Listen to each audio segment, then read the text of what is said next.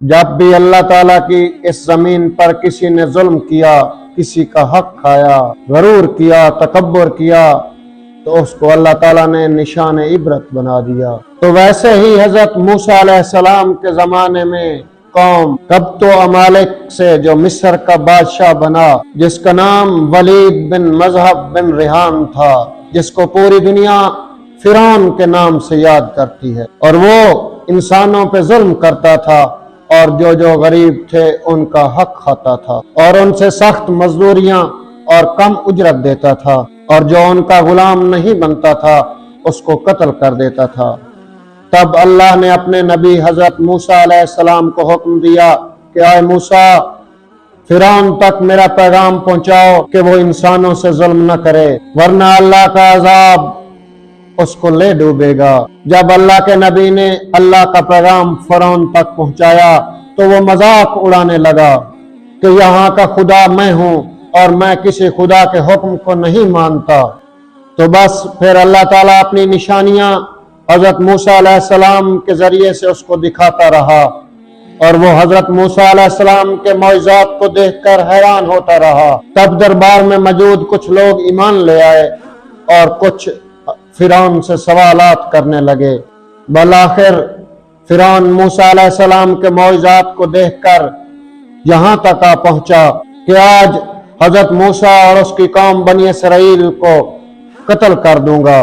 تب اللہ نے حضرت موسیٰ علیہ السلام تک اپنا پیغام پہنچایا کہ اے موسیٰ، اپنی قوم کو لے کر راتوں رات یہاں سے نکل جاؤ۔ تو یوں حضرت موسیٰ علیہ السلام اپنی قوم بنی اسرائیل کو لے کر جانے لگے۔ تب فرعون کو پتہ چلا تو فرعون غضبناک ہو کر کہنے لگا کہ کچھ بھی ہو جائے میں حضرت موسیٰ اور اس کی قوم کو قتل کر کے رہوں گا۔ بس وہ اپنی جاہ و جلال کے ساتھ بنی اسرائیل اور حضرت موسیٰ کی قوم کا پیچھا کیا۔ آگے آگے حضرت موسیٰ علیہ السلام اپنی قوم کے ساتھ اور پیچھے پیچھے فرعون اور اس کا لشکر حضرت موسیٰ علیہ السلام کو مارنے نکلا۔ بالآخر بنی اسرائیل دریا تک پہنچے اور فرعون کا لشکر پیچھا کرتے کرتے ان کو دیکھنے لگا۔ جب بنی اسرائیل کے لشکر نے فرعون کو دیکھا تو موسیٰ علیہ السلام سے کہنے لگے اے اللہ کے نبی موسیٰ، آپ نے ہمیں کہاں پھنسا دیا ہے؟ پیچھے فرعون کا لشکر ہمیں مارنا چاہتا ہے اور آگے دریا ہے۔ تب اللہ کے نبی حضرت موسیٰ علیہ السلام فرمانے لگے اے لوگوں، گھبراؤ نہیں، اللہ تعالی ہمارے ساتھ ہے۔ یہ کبھی ہو بھی نہیں سکتا کہ فرعون اور اس کا لشکر ہمیں پکڑ لے۔ تب کہنے لگے اے موسیٰ، ہم آگے جائیں گے کیسے؟ اتنی ہی دیر تھی تو ہاتھ میں غیبی کی آواز آئی اے موسیٰ، اپنا عصا دریا میں مار دے۔ بس جو ہی حضرت موسیٰ علیہ السلام نے اپنا عصا دریائے نیل میں مارا تو آدھا پانی ادھر اور آدھا پانی ادھر ایک چوڑا راستہ مل گیا۔ تب بنی اسرائیل کے کچھ قبائل کے لوگ کہنے لگے کہ اے موسیٰ، ہم آپس میں ایک دوسرے کے ساتھ دشمنی رکھتے ہیں، ہمارے لیے الگ الگ راستے بنا۔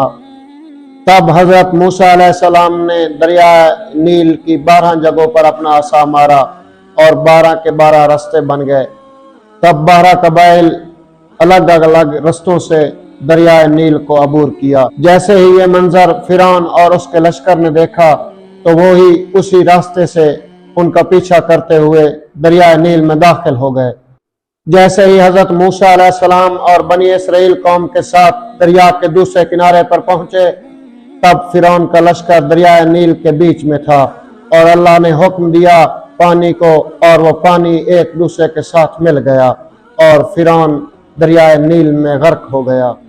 یہ پورا منظر حضرت موسیٰ اور اس کی قوم بنی اسرائیل دیکھ رہے تھے، اور حضرت موسیٰ علیہ السلام اور اس کی قوم نے اللہ تعالیٰ کا شکر ادا کیا۔